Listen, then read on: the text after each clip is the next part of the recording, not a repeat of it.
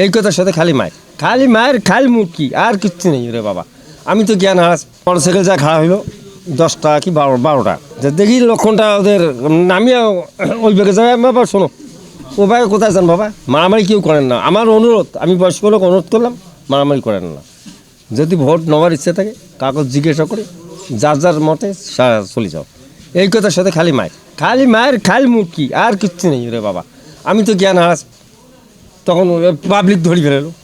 জামাতের মহিলা কর্মী ভোট চাইতে গেছিল, তা যে বাড়িটাতে ভোট চাইতে গেছিলো ওই বাড়িটাতে ধানের শীষের ভোট ছিল। তারা বলছিল যে আমরা ধানের শীষে ভোট দেবো, আমাদের বাড়ি আসিয়েন না।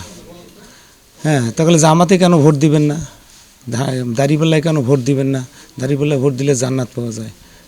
তাহলে কোথায় জান্নাত আছে আপনি একটু দেখান তো আমাকে। জান্নাতকে হাতত ধরি বের হন। আমি একজন সাধারণ মানুষ, সেই হিসেবে আমি বললাম যে আচরণবিধি লঙ্ঘনে বহির্ভূত যে কাজগুলো সেগুলো আমাদের করা যাবে না। হ্যাঁ, তখন পেছন থেকে নাজির নামে আছে, নাজির হোসেন, ওগুলো ধরো। বিদেশ থেকে দেশে রেমিটেন্সের টাকা আসে নিরাপদে, তাই আজই আপনার আপন। আমি একটা পাশে দাঁড়াইছিলাম, আমার হাতে কোনো কিছু ছিল না। আমার নেতাকর্মীকে সেফটি করার জন্য আমি তাদের সামনে দাঁড়াইছে। আমাকে মাথায় আঘাত করছে, হাতে আঘাত করছে। মানে মারার এক পর্যায়ে আমি নিচে পড়ে যাইতেছিলাম, পরে একটা টিন ধরছিলাম, ও ধরার পরে আমাকে ধাক্কা দিছে এবং পিছন থেকে এলোপাথারিভাবে লাঠি দিয়ে বাড়ি মারার কারণে আমার মাথা ফাটে যায়।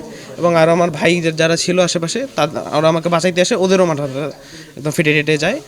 এই ঘটনাটা আজকে যারা ঘটাইছে এটা ন্যাক্কারজনক ঘটনা। আমরা জনপ্রতিনিধি যারা আছি আমরা সবার পক্ষ থেকে এটা ধিক্কার জানাই। আমরা আজকে বিকালে আমাদের লালমনিরহাট জেলার হাতীবান্ধা উপজেলার নির্বাচনী সহিংসতা সংঘটিত হয়েছে। এই দুপক্ষের মধ্যে সংঘর্ষের কারণে আমাদের উপজেলায় 25 জনের মতো আমরা রোগীকে ভর্তি করেছি। এর মধ্যে 4 জন একটু গুরুতর আহত ছিল। এদের উন্নত চিকিৎসার জন্য আমরা রংপুর মেডিকেল কলেজে রেফার করেছি। বাকিগুলো চিকিৎসা অব্যাহত আছে, বাকিগুলো স্থিতিশীল অবস্থায় আছে। উৎসবমুখর একটা পরিবেশে এই নির্বাচনটা হবে এবং এই লক্ষ্যেই কিন্তু আমরা আজকে বাইরে, আমরা মূলত পাটগ্রামে গিয়েছিলাম। আজকে একটা যে ঘটনা, এটাই নির্বাচনী পরিবেশটাই নষ্ট করলো।